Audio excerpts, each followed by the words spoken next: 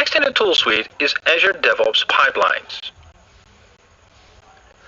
Azure DevOps Pipelines provide you the option to do your CI builds for any platform and any tool or language.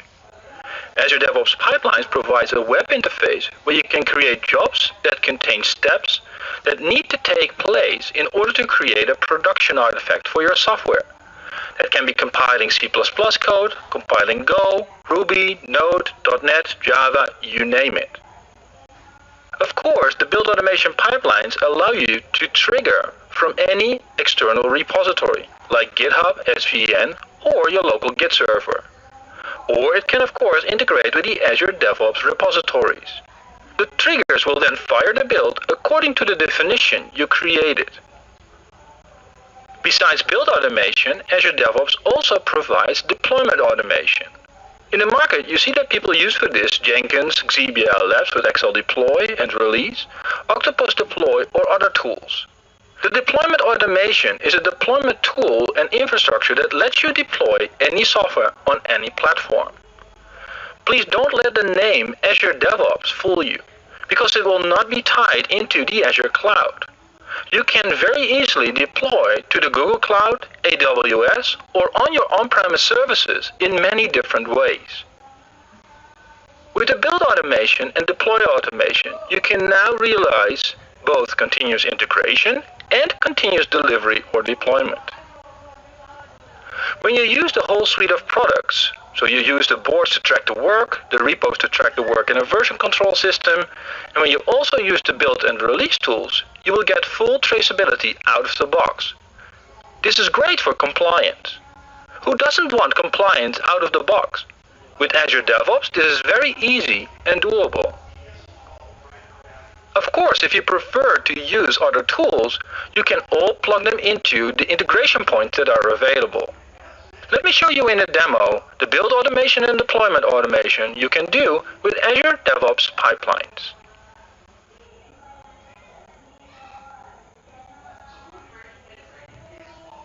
In this demonstration, I'm going to show you how we can use build and release pipelines on Azure DevOps. For this, I will go to the Pipelines tab, and here you see that I have a classic pipeline and a YAML pipeline. Now let me first go into the classic pipeline and show you how that works.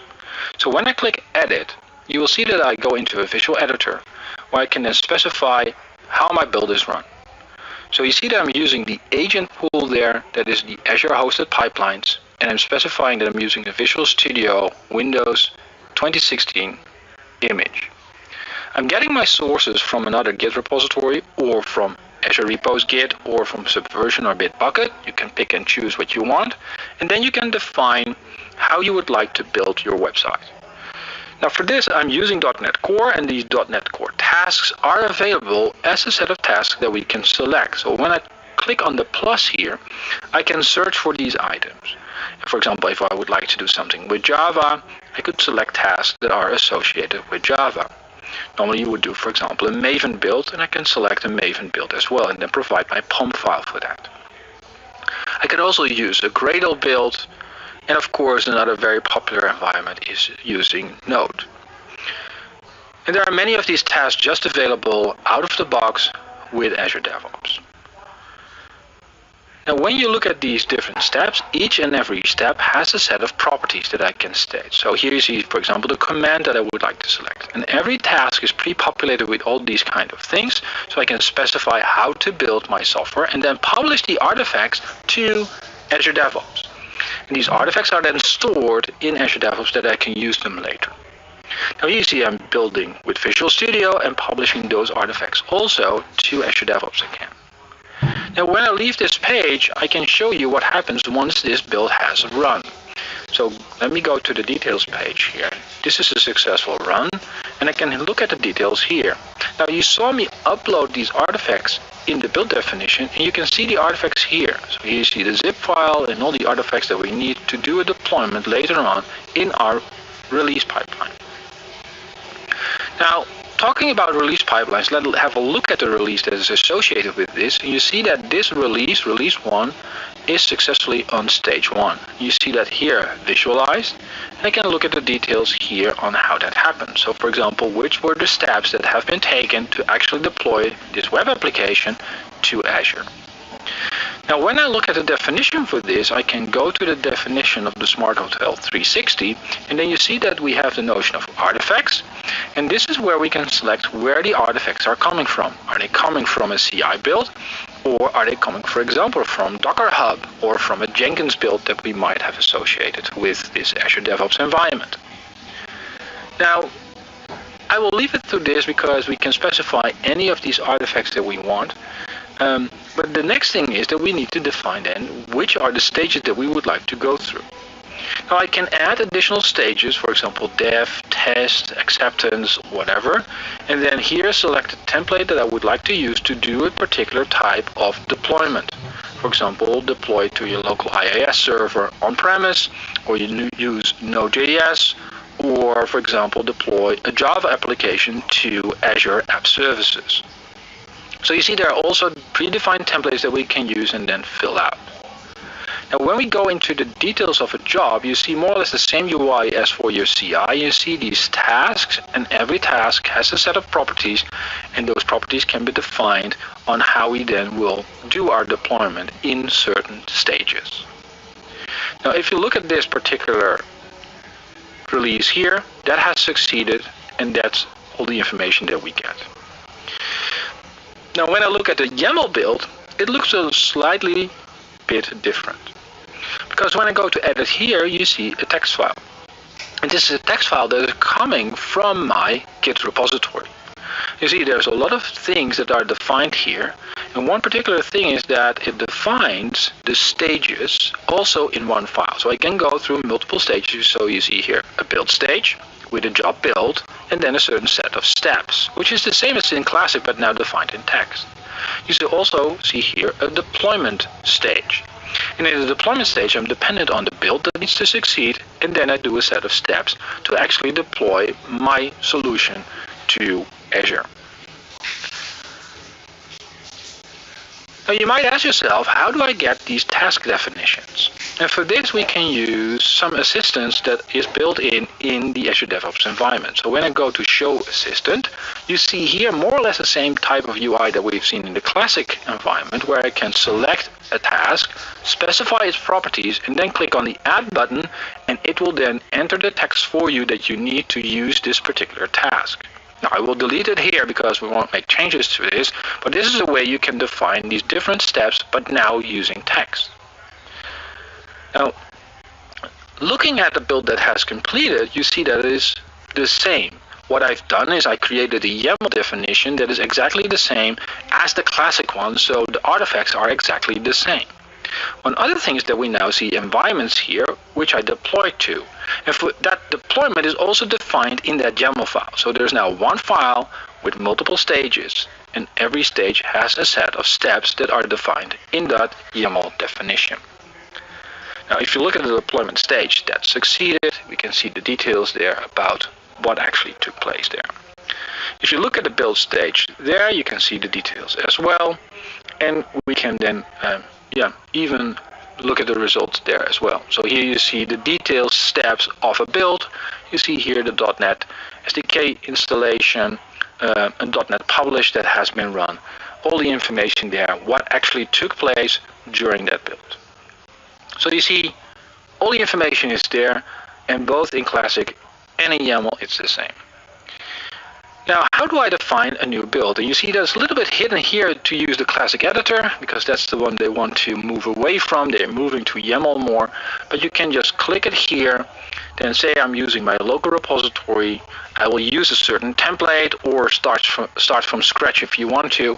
And then here you can go in and then add specific tasks that you need to create a build. Now, the way we do a YAML build is we also go to the new pipeline, but then select which repository are we going to use that contains our YAML build, or where do I would like to place my YAML file. For example, I go to my published web repo, and here I will select an existing Azure Pipeline YAML file, because then I can select the YAML file already created and committed to my master branch. So here you see the details of that exact same build. And here I could then make changes, redefine it, and then finally click on run, and that then actually defines the pipeline. Now, one other thing to look at is that we can see here a repository. Here you see the CI/CD YAML file. This is exactly the same file, and when I edit it here, it also works. Now you see that I'm using a trigger on master. That means that when I make a change here in any of the files in master, that should trigger a build. So now let's have a look if that actually works and if my YAML build will fire or not. So for this I will make an edit in the README file. Let's trigger a build. Let's commit this, give it some comments, and then commit. And the moment I committed this file, you now see that if I go to pipelines, that the build has started. And you can see here the different stages of that build. Now, one final thing to look at is environments. You saw that we have this notion of an environment, and an environment can be used to do additional approvals. So if you look here, we can see what actually deployed, and we can create specific environments for Kubernetes or virtual machines, and we can also add approvals and checks. So here, for example, what I could do is say, well, I only want to deploy to this environment based on a certain set of controls. Now, one of the things that's very nice, for example, is that you could use Azure Monitor. Some of you might know that also as Azure Application Insight, and then look for certain thresholds that have been met. So, for example, if you have a lot of 500 errors, you don't want to deploy at that point in time, or some other reasons you don't want to deploy at that particular moment. So I can then select one of my resource groups and then say, okay, this is a monitor that I would like to wait on. So I can create this one, and then that is an additional approval check that is there. Now, there are additional approvals that are very interesting for 4I's principle, for example. Those are the manual approvals. So I can here get a manual approval from myself, and you can then set who is allowed to approve what, how long is the timeout for that approval. You can also, very interesting, say that you only want to deploy during a certain window, then it will queue it up and not deploy before that window is reached. You can evaluate artifacts. You can invoke an Azure function, which makes it very flexible for you. So there are many, many things. And also in an enterprise, you can validate that things have run using a required YAML template, because we can use a templating system, and then we can verify that our enterprise template is used. So this more or less defines on what we can do with Azure DevOps pipelines, and I've shown you how you can create and build pipelines using Azure DevOps.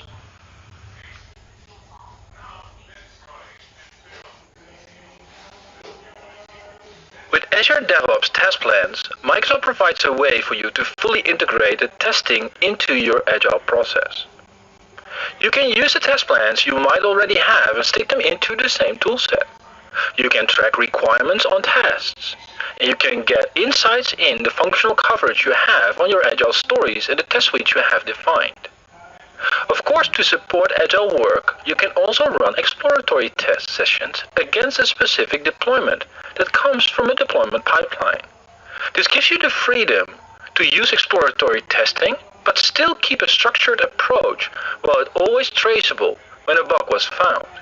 And it helps you with the steps that led up to the actual event for reproduction. While running these tests, a rich set of data is captured and saved into the project. This can all be done for web applications with a web runner or with additional software installations on a desktop.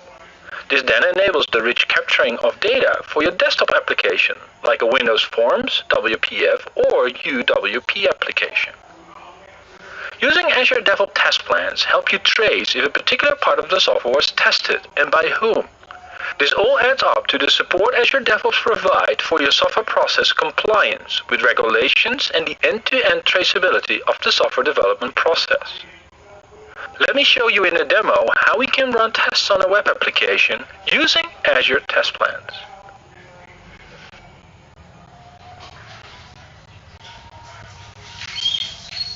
In this demonstration, I want to show you how we can use Azure DevOps test plans.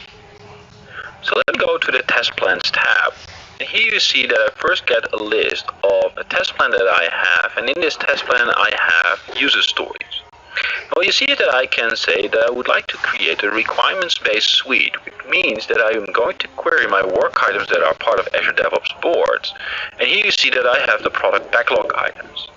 Now I can define specific queries and get the list that I really would like to use. So you see it's a little bit tiny here because I have a low resolution, but you can go here and you define your own queries for the work item. So let's say that I would like to have certain work items that are in this particular state, that they are in this state, for example, done. So I only want to have stories that are already done in different sprints. Then I can select one of these items. I can open them up and see what is part of this particular form. And if this is the one that I would like to look for, and if this is one that I would like to use, then I can say, okay, select this one and create a suite from there. So let me select this one, create a suite. And the moment I do this, I get an additional entry there.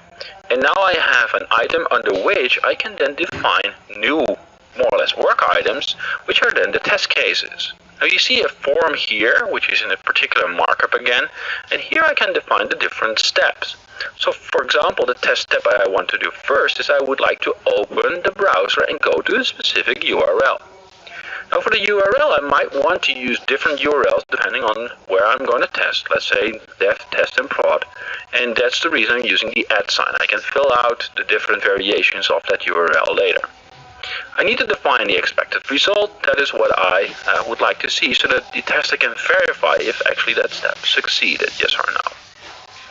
Then the next step would be go to, let's say, the reservations section on my website. And once I have found that, let me define this. The next step is click on the add reservation button that might be there. Now I define, of course, what I would expect there to happen. So a pop-up that needs to appear, and that would be the test scenario that I am okay with. Let me delete the last step. So now I have 3 steps which are done. My test script. So now I've defined the script and I need to give it a name. So check if the website is up and running. And I can now specify the URL which I want to browse to look at my website. So give the tester the input where they actually need to go to with their browser. I'm going to paste in a URL here that I have on the clipboard, which is the location of my website once it's deployed. So this is my test case specification, and once I have this specification and I save and close it, that's the moment we can start testing on it. Now we can normally specify that some other tester needs to take care of this, but I can just from this same view, if I would be the tester in my team as well, can say I would like to run the test here. I can run the test for a web application or for a desktop application or with specific options. And when I select desktop, then I get a desktop runner, which is just a download that you can download from Microsoft side. And then I'm going to switch the apps, and this integrates with each other. So this app will start, it will go and fetch out to Azure DevOps, getting the test case information, and now you see the test script here on the left-hand side. So now as a tester, I'm guided in how I want to test my web application using this particular test case. So let me start the browser, and I would like to go to this particular URL that's part of this step. And the moment I enter, I will then go to the website that got deployed in my deployment pipeline. So here you see the web application, and I actually browse to it, so the website is up and running.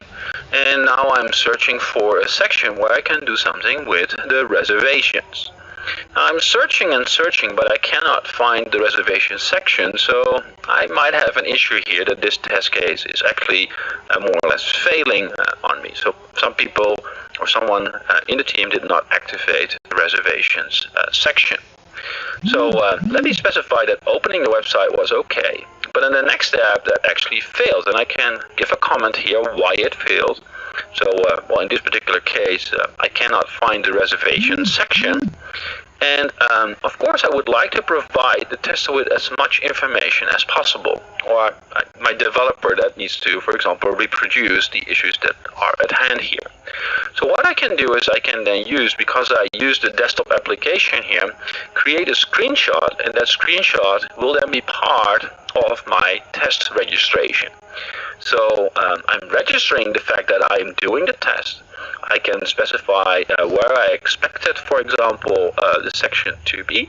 It was not there, so I can even type some text there and say, oh, is the reservation section missing here? I'm missing the tab here. I'm setting OK, and now this screenshot is also saved to this test. Now, when I also want to enter a bug, that's also possible. So I can just say add a bug here. And when I do so, the bug form is shown, and I can just enter the title in here. So I just need to give it a name. And that's the only thing I need to do. And then the next step I would do is use the tab. And when I tap, I go to save and close, which is the next one. I just save this, and now this is part of Azure DevOps board, so the bug will show up on there. It's also registered that this test case actually shows this bug. So we have the relationship between the bug and the test case, and we have the relationship between the release and the fact that we executed this test. Now when I refresh this, you will see that the test is failed, so it's registered in the system, and now we have the full traceability of a failed test case against the work item that was actually the work, and it's been tracked against the release that I've been working on. Now the second thing I would like to show you here is that we also have the options to look at the test runs that we already did. So now I see that this was the result of the test run that I just ran. And if I look at the test results, this is what all's been tracked. So if I go here, I can create the bug from here as well instead of from the runner. And you see that I can see the details here as well. So you can see all the steps that I just have gone through. And when I click on the details here, you can actually see the steps that I've gone through and the screenshot there that's also been saved. So you can exactly see what I did as a tester that's only captured by Azure Test Bench, which is quite nice to track the tests that are part of your current sprint. Now, if I go to the boards, you will see that the bug is showing up there. So here you see the reservation section is missing, and you see the full integration between the test plans and Azure DevOps boards. You see here that the related work items are there, the tested by relationship, and of course the related work item, which is the work item which was created for the suite edition. So with this, I've shown you how you can use Azure Test Plans as part of Azure DevOps.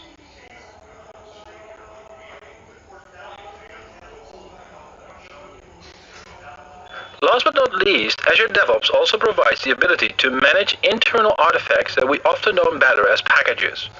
Think about node packages, NuGet packages, etc. With the artifact management part of Azure DevOps, you can support a shift left in security by tracking which packages are used in your software development process. It serves as an artifact repository. If you need to answer quickly if you're using a viral open source license, or if you're using packages that got infected in the outside world by malware, this all can be done by Azure DevOps artifacts. It enables you to report on what is used by who, and for example, block an infected package by the use of your team and falling back to a previous or newer version automatically.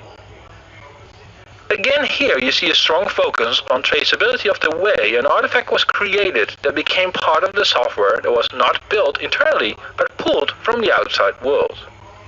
Here you see the strong focus of Azure DevOps on traceability. Let me show you in a demo how we can provide one single artifact feed for your team to use NuGet and NPM and enable the tracking and caching of what is used.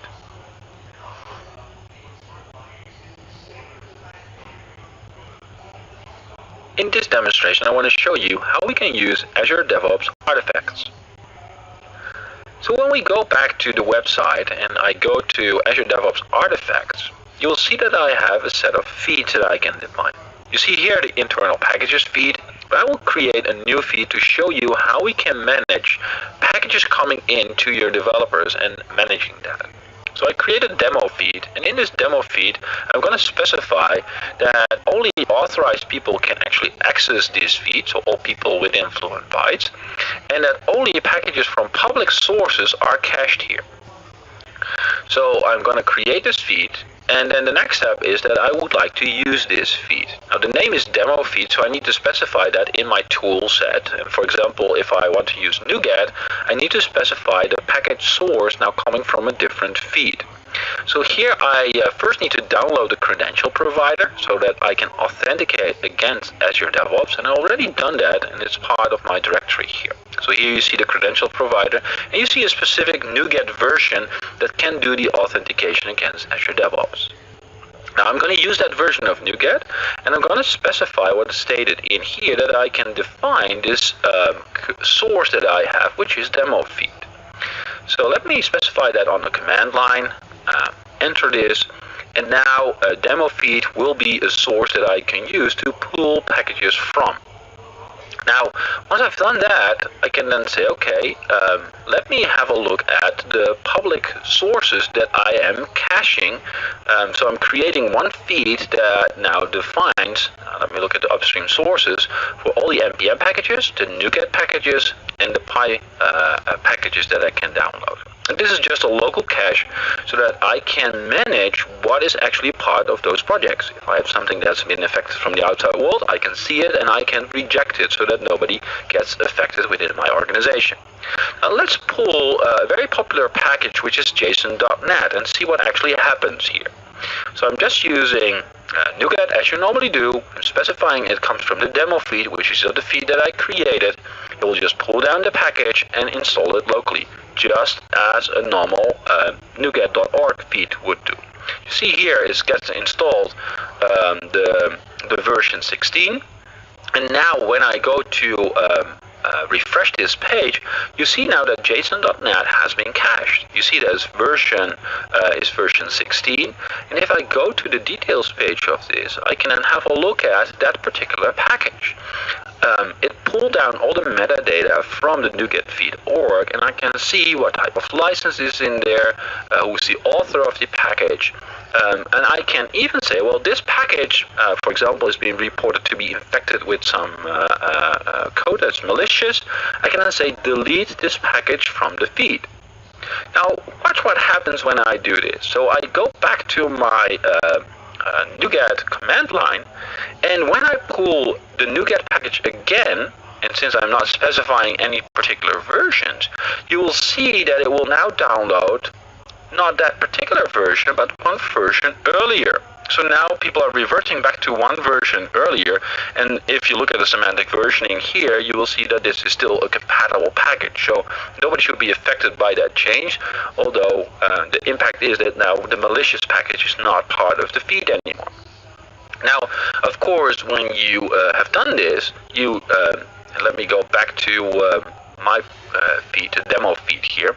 You'll see that now I got the number 15 listed here. Now you might say, okay, but the changes have been made. I would like to go to the recycle bin, and I would like to undo what I just did. I can say, okay, I would like to restore the option that people can still download the 16 version, restore to the feed. And now once I've restored this to the feed, I can go back to my command line again and then use the 16 version of JSON.NET again. So let me go to my demo feed again, now to the command line. Let me get rid of those packages that were installed, so because yeah, I already had those two versions, so get rid of that. And now do a NuGet install again. And what you will see is that now I will get the latest greatest again. So I will get the 16 version again. And of course, that's also available in the portal again. You see here the 1.16 version, and if I refresh this, you will see that I got the 1.0.16 version over there.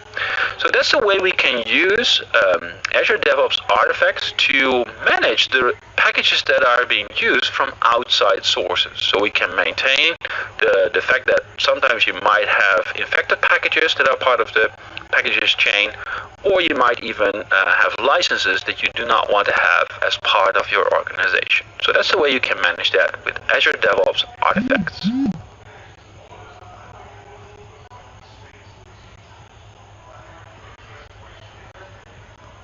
There are many tools out there if you look at the tooling in the DevOps space. If you're looking for a solution for boards, you will find things like Jira, Trello, and Azure DevOps boards as the popular ones. If you look at Git repository solutions, then the first one that comes to mind is probably GitHub, which is, by the way, owned by Microsoft these days. But you also have on-premises Git and solutions like GitLab and Bitbucket, of course. If it comes to a solution to build your software, you have popular solutions like Jenkins, TeamCity, and Travis CI.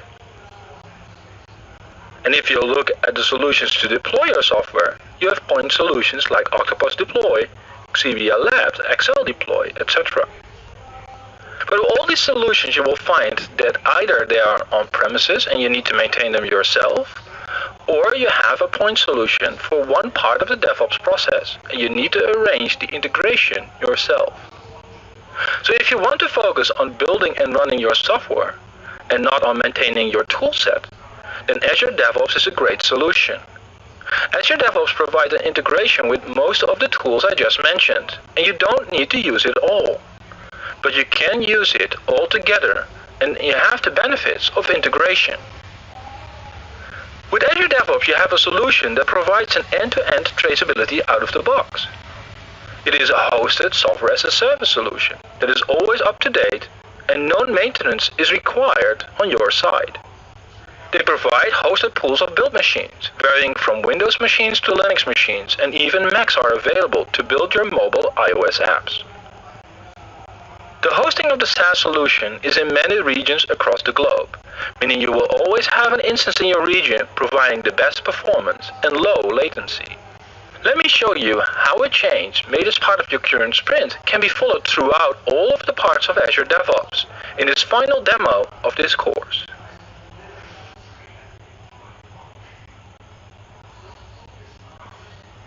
In this demonstration, I'm going to show you how we can use Azure DevOps end-to-end. And for this, I will start with the Azure boards, and I will have a look at my current sprint and see if there's work for me that I can pick up. Now, on top of the board, you can see that I have a product backlog item, a PBI, that now states that I want to change the welcome text on the homepage. And for this, there's also a task created by the team. Now I will assign this work item to myself and then start doing some work on this. Now there's no description here on what the work is that I need to do. This is what you see commonly when you're using these tasks. But you also see that the specification is the parent work item that is linked there. And now you can see that this is the specification which I need to implement in my source code. Now I will copy this tag so I can use it later on when I'm actually going to create the change in a file. Now the next thing is that I would like to change some code here. And for that I would like to create a feature branch. Now I can use the link create branch to create a branch that is directly associated to my work item. What I will do is I will specify the name of the branch that I'm going to use as a feature branch, which is now homepage text change. You can see that the association is there already with my work item, and I go in and say create branch. Now this moment, a branch is created and you see that I'm on the right branch, my feature branch here. And now the next thing is I need to search where I want to replace the text that is on the home page. So for this I'm searching for the future, which is just a piece of text that's normally on the home page. And when I go to home.js, you will see that there is some text in that file that I would like to change. So let me go and have a look at the details of this file by clicking Browse File. Now be careful here, because the moment you click Browse File, you're switching the branches back to the master branch. So ensure that you select your feature branch before you make changes, otherwise you will run into, for example, the policy that might be there on the master branch.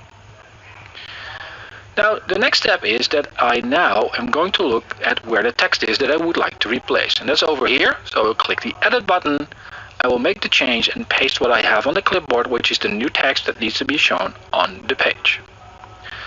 Now I go and commit this file, and I commit this directly on the repository. I will give it some comments on what I actually changed here. And I can again select a work item that I would like to associate here. So now I click commit, and now my commit is also associated with the work item that I'm working on at the moment.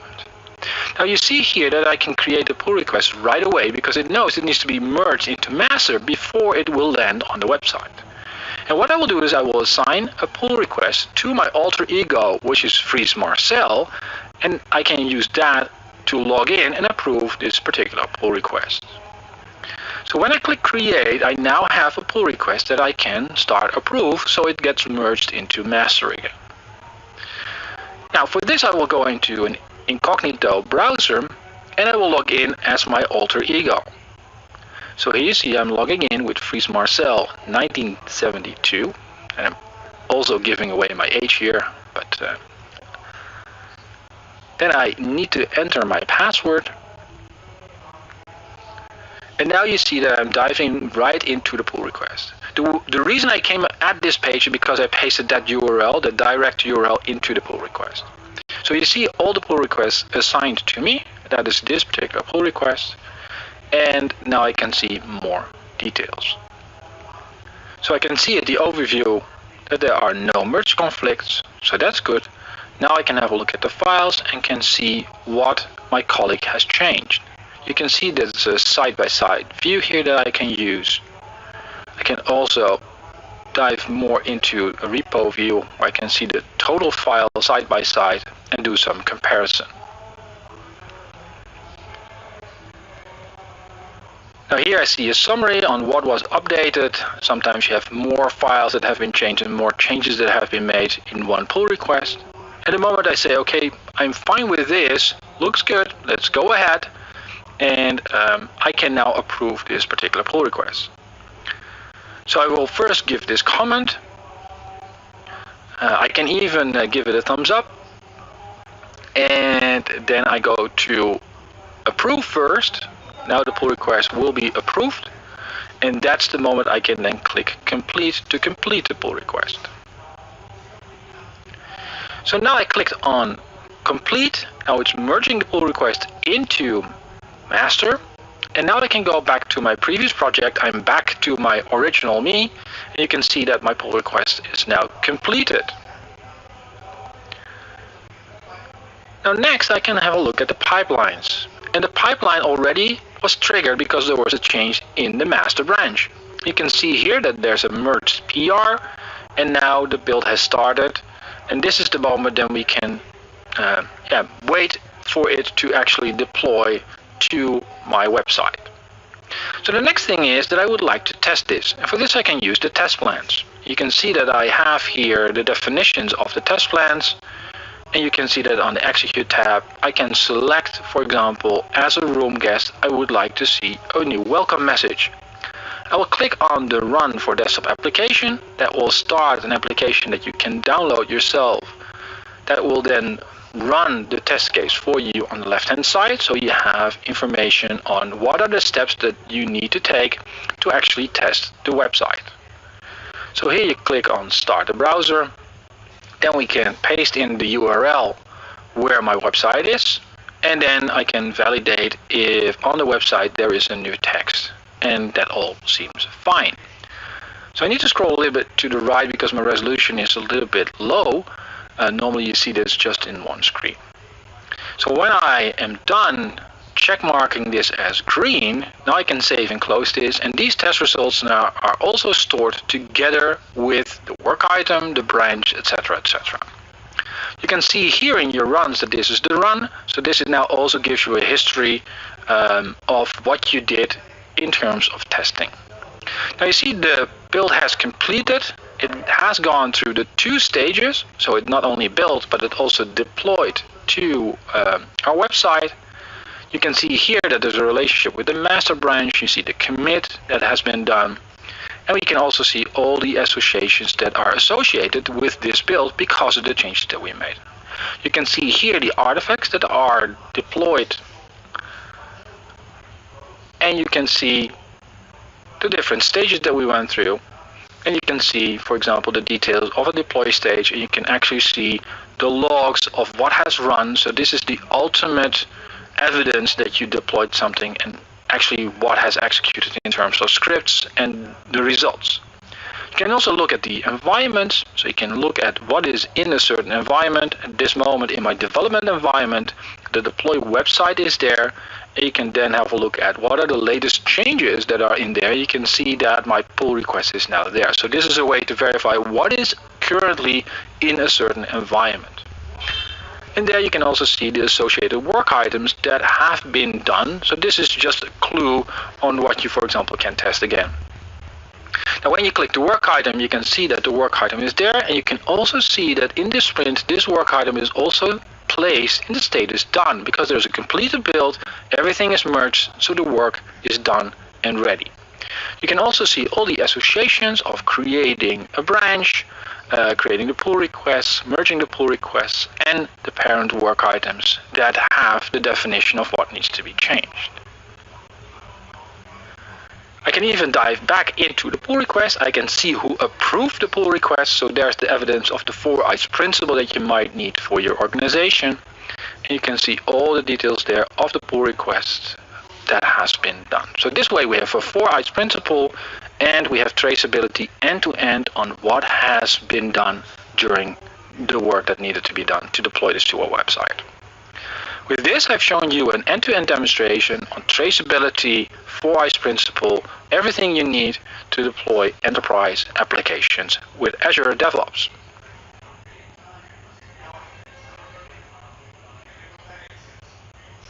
In this course, I've given you an overview on what Azure DevOps tooling provides for teams that want to practice Agile and DevOps as their way of delivering software.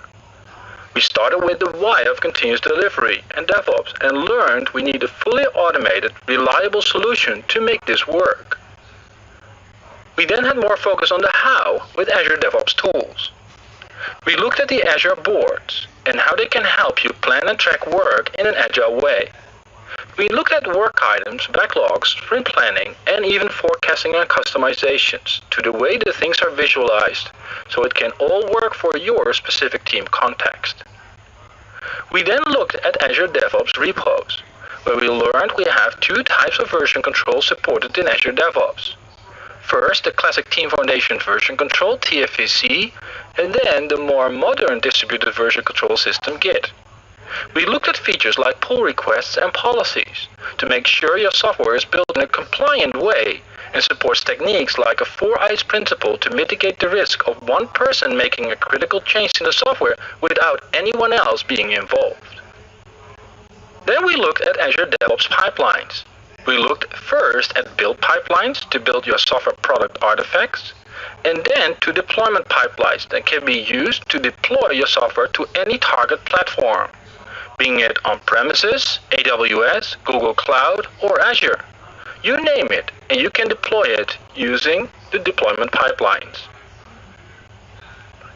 We then looked at Azure DevOps test plans to integrate your test strategy as a first-class citizen in your agile process to enable you to track the coverage of your stories or product backlog items with test suites.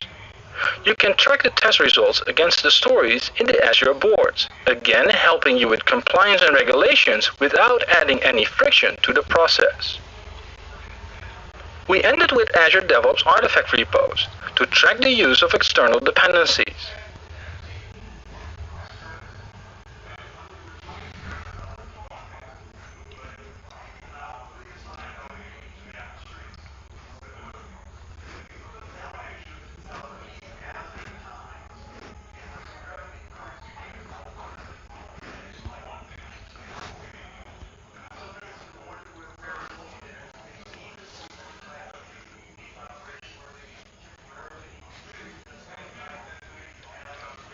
This way we can track what is used in your organization and mitigate against the risk from outside packages in a very fast way.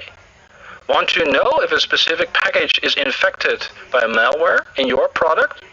Just ask the question and track it down in the artifact repository. In the final demo, I showed you the various parts of Azure DevOps working together. I did not cover the additional capabilities like dashboards and wikis, but they speak to themselves. I hope this course gave you a good big picture overview of what Azure DevOps has to offer. Please take one of my other more in-depth courses if you want to know more details about Azure DevOps, Git repos, build pipelines, release pipelines, testing with unit tests, test plans, etc. If you have any questions and answers, please post them in the Pluralsight forum that's part of this course, or reach out to me on Twitter @MarcelV, and I will try to answer you as soon as possible.